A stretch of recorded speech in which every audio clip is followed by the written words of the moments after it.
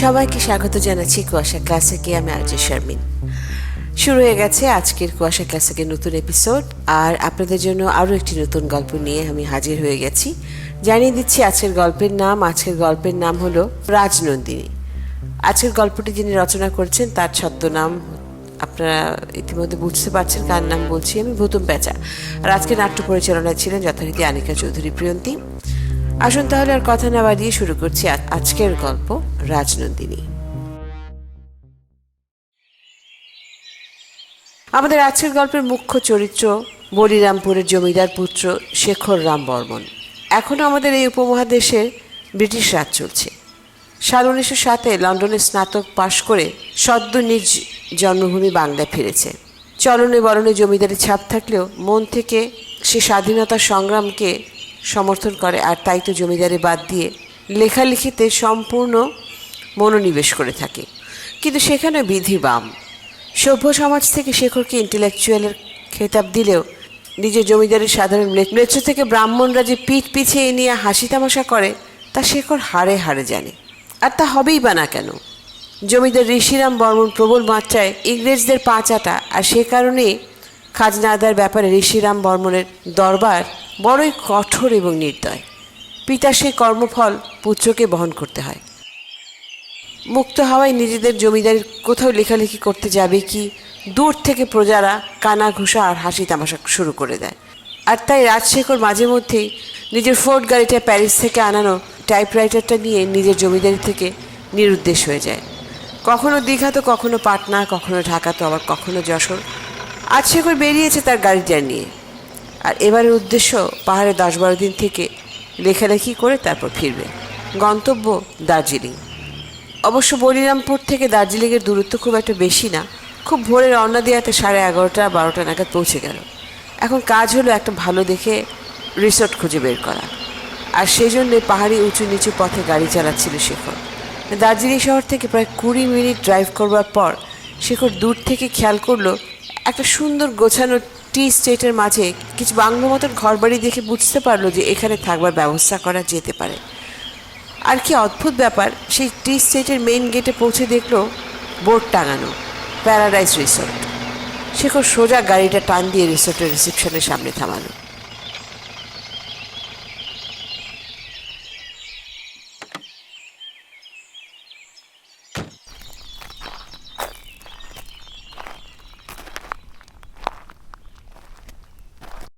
আগে বলছিলাম আপনাদের এখানে কি কটেজ খালি হবে?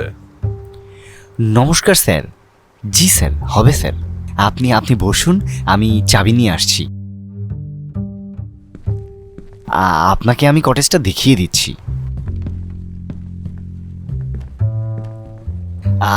আসুন স্যার, আসুন স্যার। এই যে এই দিকটায় বাথরুম, দেখুন স্যার। স্যার এই দিকটায় বারান্দা। এখানে একটা টি টেবিল আছে আর দুটো বসবার জন্য চেয়ার দিয়ে আছে। কটেজটা তো দেখে ভালোই মনে হচ্ছে, কিন্তু এই টি স্টেটে মনে হয় আরো ভালো একটা ভিউ পাওয়া যাবে ওই কটেজটা থেকে। আচ্ছা, আপনার নামটা যেন কি? আগে স্যার, আমার নাম নির্মল বৈদ্য। জি, নির্মল বাবু। আমি আসলে বেশ কিছুদিন থাকবো, ওই লেখালেখি করবো আর কি। তাই আমি ভাবছিলাম আর কি, যদি ওই কটেজটা, মানে ওই যে পাহাড়ের কোনায় যে কটেজটা আছে, ওটা যদি পাওয়া যেত তাহলে পুরো টি স্টেটের একটা ভালো ভিউ পাওয়া যেত, আমার লেখালেখিতে একটু সুবিধা হতো। আগে স্যার, ওই কটেজটা তো দেয়া যাবে না। আপনি বরং এখানেই থাকুন। এই কটেজটা ভালো হবে ওইটা থেকে। দক্ষিণমুখী বারান্দা, সকালে বেশ ভালো হাওয়া পাবেন। না নির্মল বাবু, আপনি একটু দেখুন না ওই কটেজটা আমাকে দেওয়া যায় কিনা। আমার কাছে কেন যেন ওই কটেজটা খুব ইন্টারেস্টিং লাগছে। আগে স্যার, না স্যার, ওই কটেজটা দেওয়া যাবে না, ওটায় অন্য গেস্ট আছে। ও আচ্ছা, না তাহলে তো ঠিক আছে। আচ্ছা, আপনি একটা কাজ করুন, আপনি ওই বেল বয়কে বলুন আমার গাড়ি থেকে আমার বাক্স পেট্রাগুলো একটু নিয়ে আসতে। আগে স্যার, পুটিরাম এক্ষুনি দিয়ে যাচ্ছে। আগে স্যার, তা মানে কি নামে এই কটেজটাকে রেজিস্টার করব স্যার? ও হ্যাঁ, শেখর রাম বর্মন। আগে স্যার, আপনি বলিরামপুরের জমিদার পুত্র শেখর রাম বর্মন?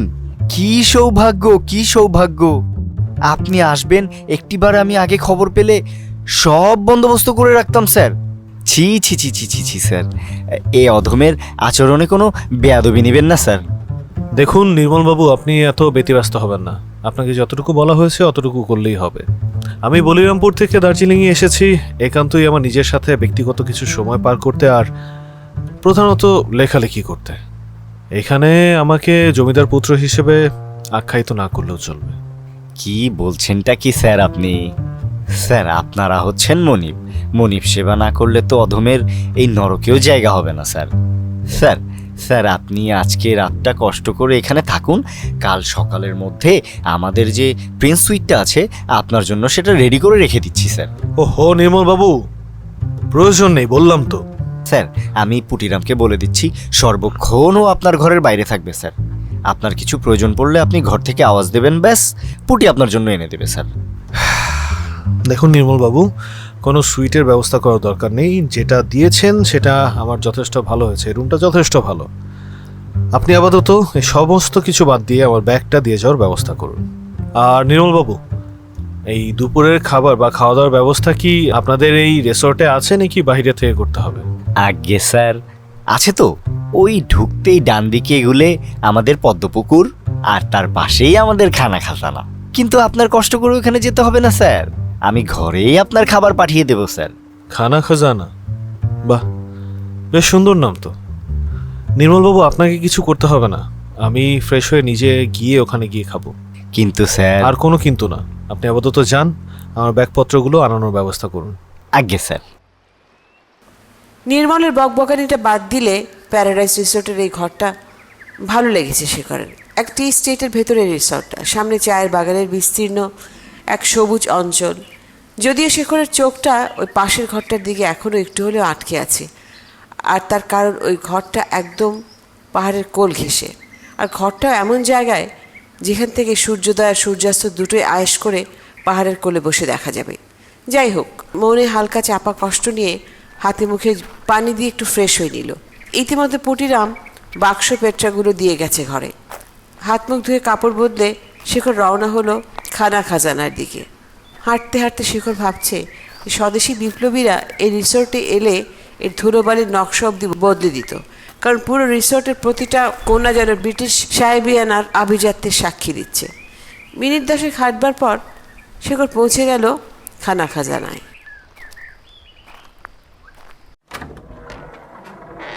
नमस्ते साहब, आइए पधारिए।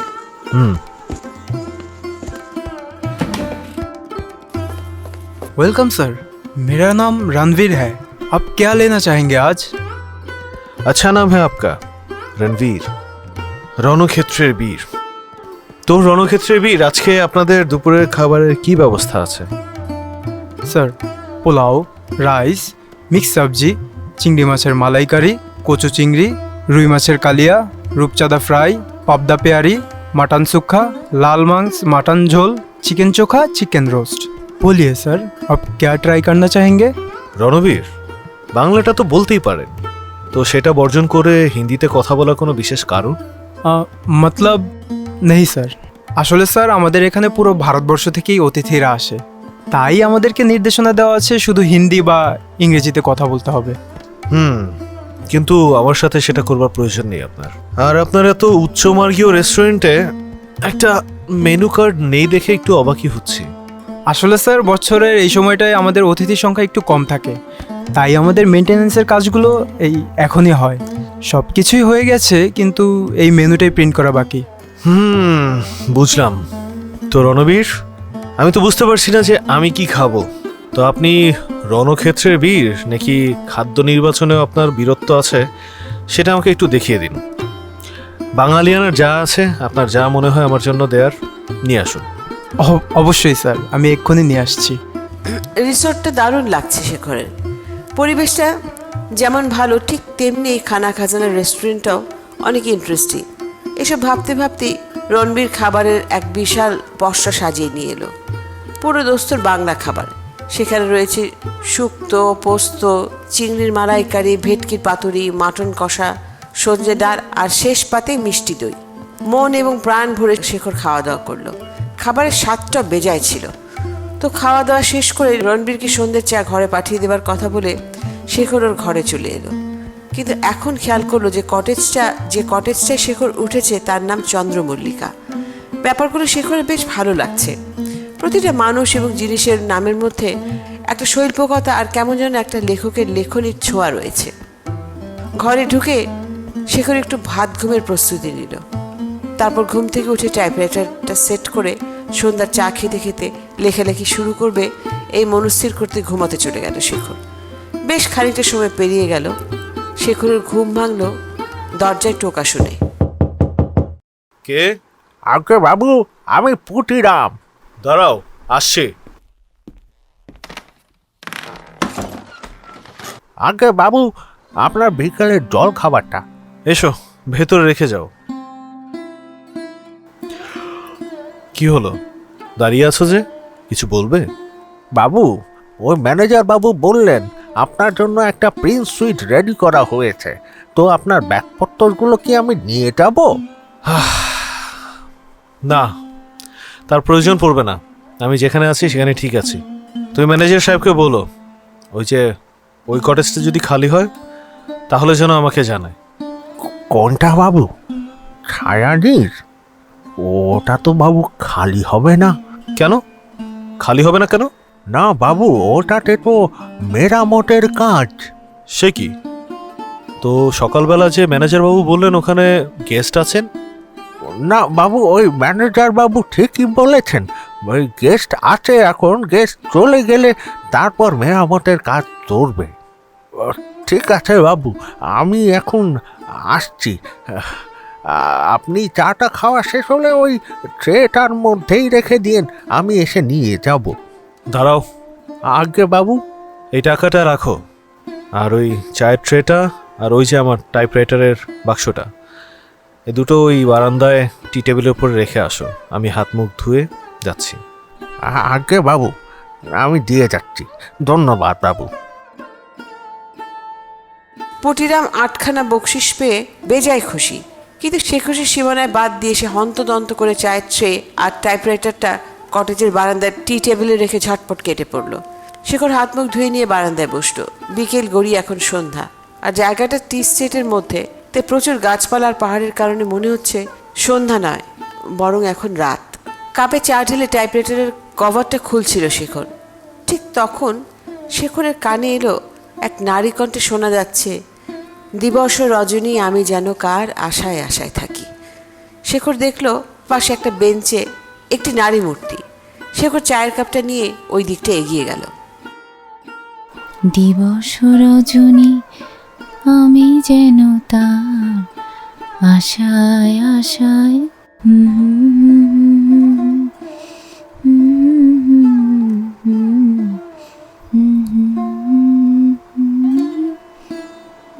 গান না ভালোই তো লাগছিল। কে? ও, ক্ষমা করবেন, পেছনে দাঁড়িয়ে আপনার গান শুনছিলাম। আমি শেখর রামবর্মন। নামের মধ্যে রাজকীয়তা আর চরিত্রে রাজকীয় লাম্পট্য। ক্ষমা করবেন, আমি আপনার কথা ঠিক বুঝলাম না। আপনি জানেন না, একজন নারীর একান্ত ব্যক্তিগত মুহূর্তে এভাবে চুরি করে আড়ি পাততে নেই। ক্ষমা করবেন, আসলে আপনার গানটা শুনে আমি ওইখানেই ছিলাম, ওখান থেকে এসেছি। আসলে রবীন্দ্র ভক্ত তো, তাই কেউ গাচ্ছে শুনলে ছুটে যাই। কিন্তু আমি খুবই দুঃখিত, আমার হয়তো আপনার পেছনে এভাবে দাঁড়িয়ে গান শোনাটা উচিত হয়নি। আপনি রবীন্দ্র ভক্ত না ছাই?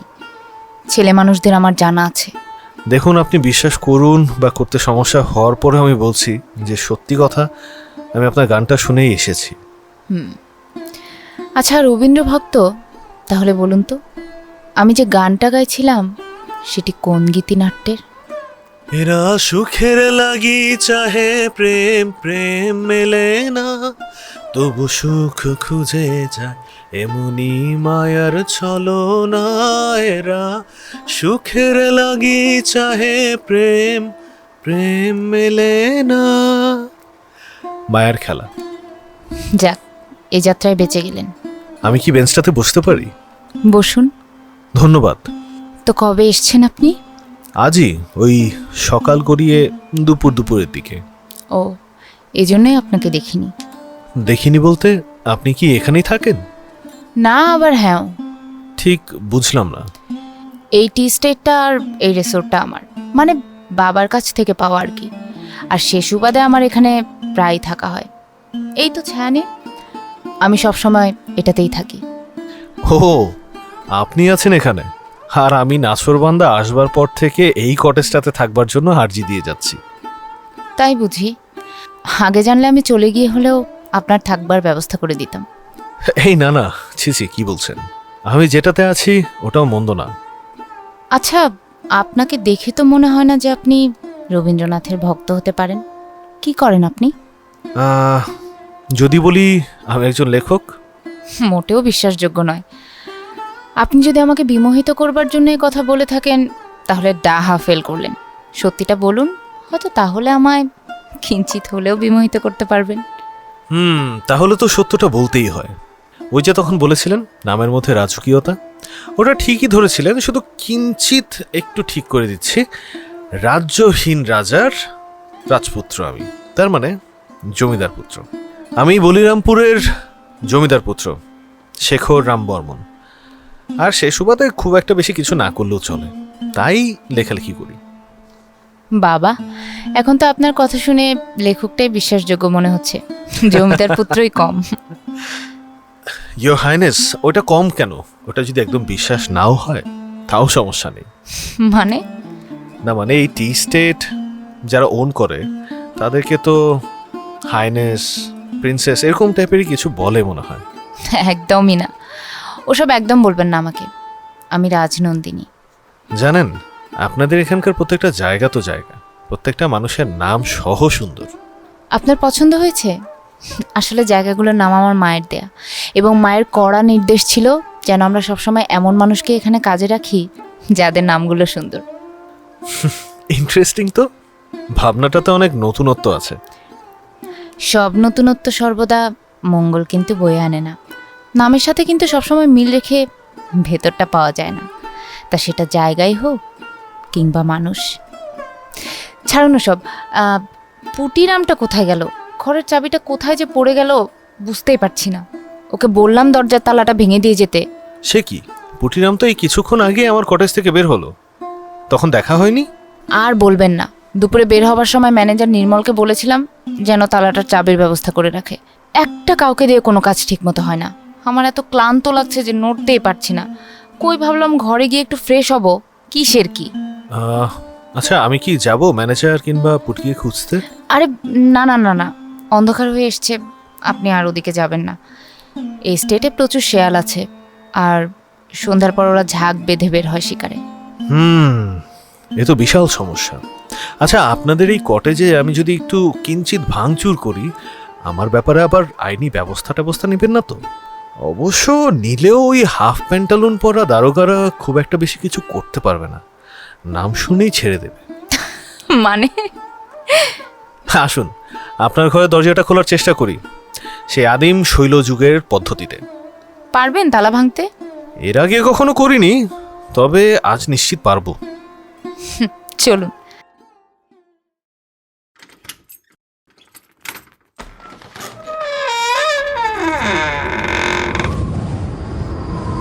দরজার তালা ভেঙে খুলতেই ভেতর থেকে একটা বোটকা দমকা হাওয়া ছায়ানির থেকে বেরিয়ে এলো।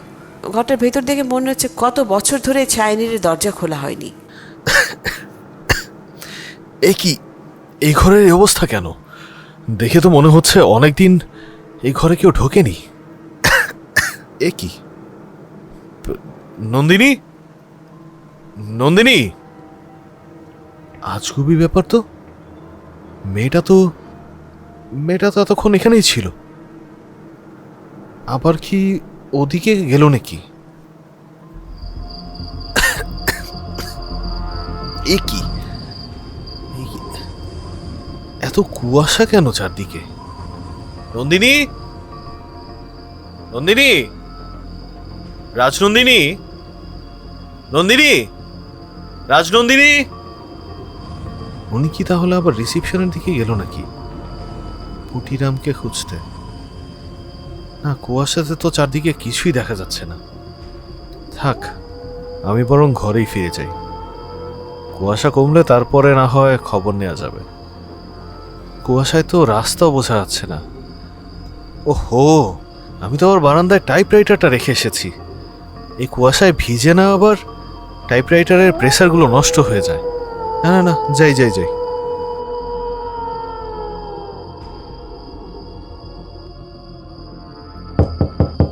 কে? বাবু, আমি পুটি, আপনার রাতে খাবারটা নিয়ে এসেছি। দাঁড়াও, খুলছি। তুমি আবার খাবার আনতে গেলে কেন? আমি তো একটু পরেই যেতাম খানা খাজানায়। বাবু, পাহাড়ি আবহাওয়া, তাই হঠাৎ প্রচুর কুয়াশা জমেছে। কুয়াশা আর কি বলতে পারেন, ওই মেঘই জমে গিয়েছে। তাই আপনার খাবারটা নিয়ে এলাম। এমন আবহাওয়ায় বাহিরে বের হওয়াটা আপনার জন্য ঠিক হতো না, তাই আমি নিজেই নিয়ে এলাম। ভালো করেছো। রাখো, ওই টেবিলটাতে রেখে দাও। আজ্ঞে বাবু। বাবু, খাবারগুলো কি সার্ভ করে যাব? না, তুমি রেখে যাও, আমি পরে খাবো। আজ্ঞে বাবু, আর কিছু প্রয়োজন হলে ওই ফোন করে ম্যানেজার বাবুকে বলবেন। আপনার কষ্ট করে বের হওয়ার দরকার নেই। আমার তো বেশ খেয়াল রাখছো, কিন্তু নিজের মালকিন যে দরজাটা খুলবার কথা বলেছিল সেটা তো বেমালুম ভুলে গিয়েছিলে। কার কথা কইছেন বাবু? কেন, তোমাদের এই টি স্টেটের আর এই রিসর্টের মালকিন, তোমাদের রাজনন্দিনী ম্যাডাম, উনি তো আছেন ওই ছায়ানীরে নাকি? হ্যাঁ বাবু, বাবু আমাকে আমাকে আমাকে যেতে হবে। আমি আসছি। কিছু লাগলে ম্যানেজার বাবুকে ফোন করে বলে দেবেন আমি আছি। আশ্চর্য, হন হন করে বের হয়ে গেল। নির্ঘাত এতক্ষণে ওর মনে পড়েছে যে ওকে কি করতে বলা হয়েছিল। যাচ্ছ তো মনে হয় ছায়ানীরের দিকেই। পুটিরাম, শোনো, ওনার দরজাটা আমি খুলে দিয়েছি, তুমি গিয়ে ঝাড়মুছ করে দাও, তাহলেই হবে। হ্যাঁ, দরজা খুলে দিয়েছে।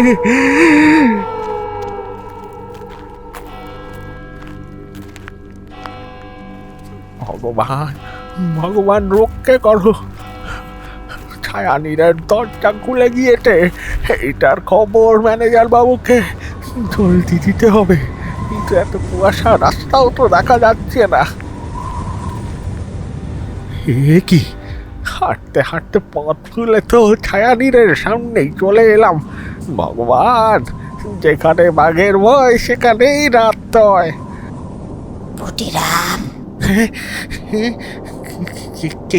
কে? এত ভয় পাচ্ছ কেন পুটিরাম? কে? আমি তো তোমাকে এই কটেজে চাকরি দিয়েছিলাম। বাবাকে তো আমিই বলেছিলাম, পুটিরাম কাকুকে চাকরিটা দিয়ে দাও বাবা, কাকু এখন থেকে আমাদের সাথেই থাকবে। তুমি না আমায় মা ঠাকুর বলে ডাকতে, আমি তো তোমার মা ঠাকুর, রাজনন্দিনী। না না না না না না, এ হতে পারে না। এ আমার মনের ভুল। এ হতে পারে না। আপনি তো বেঁচে নেই মা ঠাকুর। আপনি আমাকে ছেড়ে দিন, আমাকে মাফ করে দিন। আমি তো আপনার কোনো ক্ষতি করিনি। করেছিস, তুই ক্ষতি করেছিস। যখন থানার দারোগা বাবু এসে আমার কথা তোকে জিজ্ঞেস করেছিল, তখন তুই সত্য লুকিয়েছিস। তুই তো জানতে আমার সাথে কি করা হয়েছিল। তোর সামনেই তো আমাকে জ্যান্ত পোতা হয়েছিল। তুই তখনও প্রতিবাদ করিসনি, পুলিশের কাছে সত্যও বলিসনি। মা ঠাকুর, আপনি আমাকে ক্ষমা করে দেন। আমি গরিব মানুষ। আমি তখন ভয় পেয়ে গিয়েছিলাম। ভেবেছিলাম যদি আপনার মতো আমাকেও। মিথ্যে, মিথ্যে বলছিস তুই। তুই টাকার জন্য ওদের কাছে বিক্রি হয়েছিস। মিথ্যেবাদী, লোভী।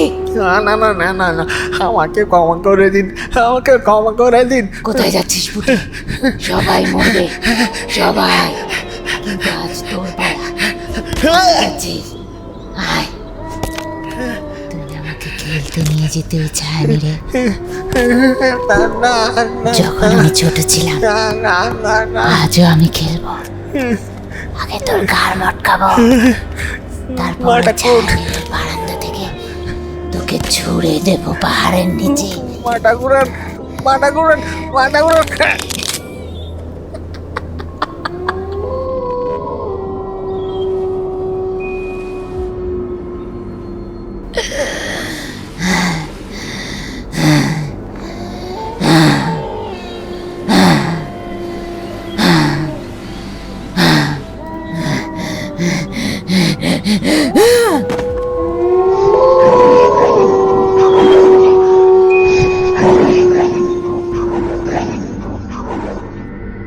রাজনন্দিনী পুটির লাশটা ছায়ানীরের বারান্দা থেকে ফেলে দিল পাহাড়ের নিচে।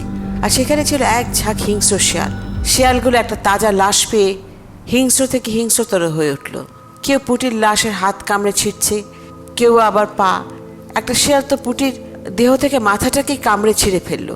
শিয়ালগুলো মানুষের মাংসের স্বাদে উল্লসিত হয়ে ডাকা শুরু করলো। ভরা পূর্ণিমা, তার উপরে মেঘের চাদরের কুয়াশা, আর তার উপরে শিয়ালের এমন আত্মা কাঁপানো ডাকে এক পর্যায়ে পুরো টি স্টেটটা যেন এক নরক ভূমিতে রূপান্তরিত হলো।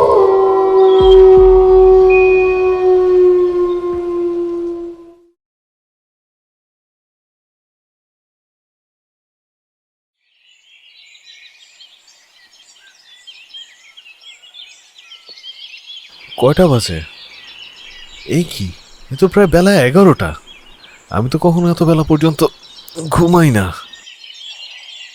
অবশ্য গত রাতে যে গভীর রাত পর্যন্ত শিয়ালগুলো ডাকলো, তাতে তো চোখটা লাগতে লাগতে অনেকটাই দেরি হয়ে গিয়েছিল। এই জন্যই হয়তো। না যাই, নাস্তাটা করে আসি।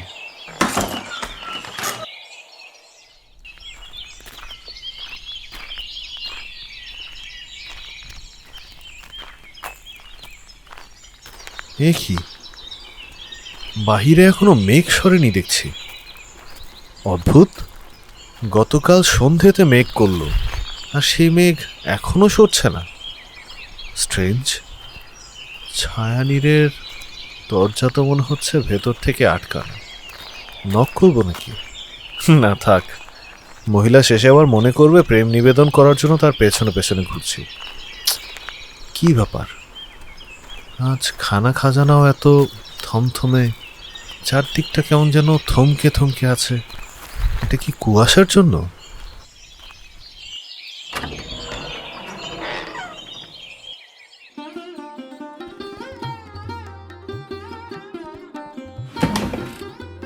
Good morning sir.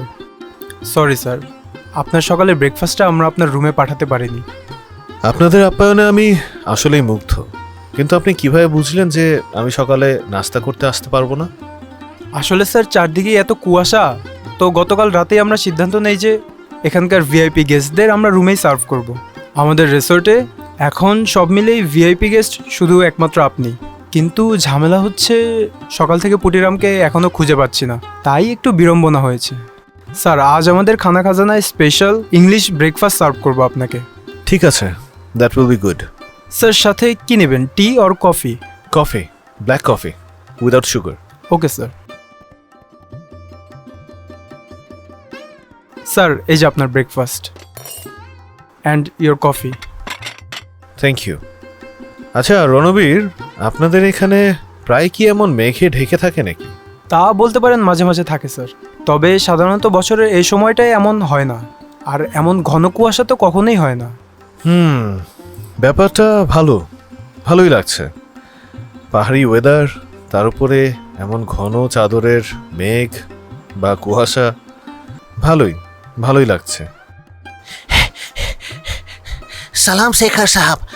रणवीर साहब, आप थोड़ा इधर आइए। रुको ज़रा, आता हूँ। Excuse me sir. হ্যাঁ শিওর। साहब, पुटीराम का डेड बॉडी मिला है उस पहाड़ी के नीचे वाली खाई पे। क्या बोल रहे हो तुम? मैनेजर सर के जानिए छो? साहब, मैनेजर साहब अभी वही है, उसी ने मुझको भेजा आपको बुलाने के लिए। तुम जाओ वहाँ, मैं आ रहा हूँ। সরি স্যার, আমাকে একটু আর্জেন্টলি বেরোতে হবে। হ্যাঁ শিওর, আর স্যার দুপুরবেলা আপনাকে এই আবহাওয়ায় কষ্ট করে আসতে হবে না, আপনার লাঞ্চটা ঘরেই সার্ভ করা হবে। স্যার আজ তো সোমবার, আপনি কি আজ নিরামিষ খাবেন? সকালবেলা ইংলিশ ব্রেকফাস্টে সসেজ আর বেকনগুলো গোগ্রাসে গেলার পর যদি দুপুরে নিরামিষ করি বা নিরামিষ খাই, তাহলে ইষ্ট দেবতা কি প্রসন্ন হবে? ছাড়ুন, বরং আপনি ওই মাটন টাটন কিছু একটা করে দিন। ওকে স্যার, তাহলে আপনার লাঞ্চে ওই রাজস্থানি স্পেশাল লাল মাংসটা করে দিচ্ছি। শুনিয়া প্রসন্ন হইলাম। স্যার আমি তাহলে এখন একটু বেরোচ্ছি। সার্টেনলি। এমন একটা রিসর্ট যেখানে রাজা মহারাজা আর জমিদার লোকেরা ঘুরতে আসে, সেখানে স্টাফদের মরবার আগেও গেস্টদের ম্যানেজ করে মরতে যেতে হয়। আর রণবীর ঠিক সেই কাজটাই মাত্র করলো। সে করে কাজ থেকে বিদায় নিয়ে ঘন কুয়াশার মধ্যে দিয়ে এক প্রকার দৌড়ে রণবীর পাহাড়ের নিচের দিকটায় পৌঁছলো। ওখানে পৌঁছে দেখলো চা বাগানের মালিকদের কয়েকজন সর্দার, খানা খাজানার বেয়ারা আর ম্যানেজার নির্মল একটা জায়গায় জটলা করে দাঁড়ানো। ওদের থেকে একটু চোখ সরাতেই রণবীর দেখলো একটা খুবলে খাওয়া লাশ, আর সেটা হচ্ছে পুটিরামের। দেহটা দেখে বোঝার জো নেই লাশটা যে পুটিরামের। সেটা বোঝার জন্য আরেকটা বিভৎস দৃশ্যে চোখ ফেলতে হলো রণবীরের। আর তা হলো একটা কাঁটাওয়ালা গাছে পুটিরামের ছিন্ন মস্তক ঝুলছে, সেই মাথার মধ্যে থেকে গালের মাংস খাওয়া। রণবীর ম্যানেজারের কাছে যেতেই ম্যানেজার নির্মল মুখে রুমাল চেপে বমি করবার মতন ওয়াক করে উঠল। কিন্তু সেই অবস্থায় নির্মল রণবীরকে চোখের ইশারায় পাহাড়ের উপরের দিকে তাকাতে বলে। রণবীর উপরের দিকটায় তাকিয়ে খানিকটা আটকে ওঠে, কারণ এত মেঘ আর কুয়াশা সত্ত্বেও ওই জায়গাটা অলৌকিকভাবে স্পষ্ট। আর সেটা হলো ছায়ানীরের বারান্দা। কি আছে সেই ছায়ানীরে? কেনই বা ম্যানেজার রণবীর বেয়ারা এত চিন্তিত ছায়ানীর নিয়ে? আর কেই বা সেই রাজনন্দিনী? এসব কিছু ব্যাপারে ধোয়াটে কুয়াশা সরবে আমাদের আগামী পর্বে, যেখানে আপনারা জানতে পারবেন এই প্যারাডাইস রিসোর্টের আসল ভৌতিক রহস্য। আর সেটা জানতে হলে এক্ষুনি RJ শামীম অফিসিয়ালের ইউটিউব চ্যানেলে সাবস্ক্রাইব করতে হবে, কারণ আগামী সোমবার ঠিক রাত 11টায় কুয়াশা ক্লাসিকের রাজনন্দিনীর দ্বিতীয় পর্ব নিয়ে আমি RJ শামীম আসছি আপনাদের কাছে। তাই আগামী সোমবার ঠিক রাত 11টায় অপেক্ষা করবেন আমাদের জন্য। এবং সবাইকে এখন আমি জানাচ্ছি ঈদ মোবারক এবং তার সঙ্গে শুভরাত্রি।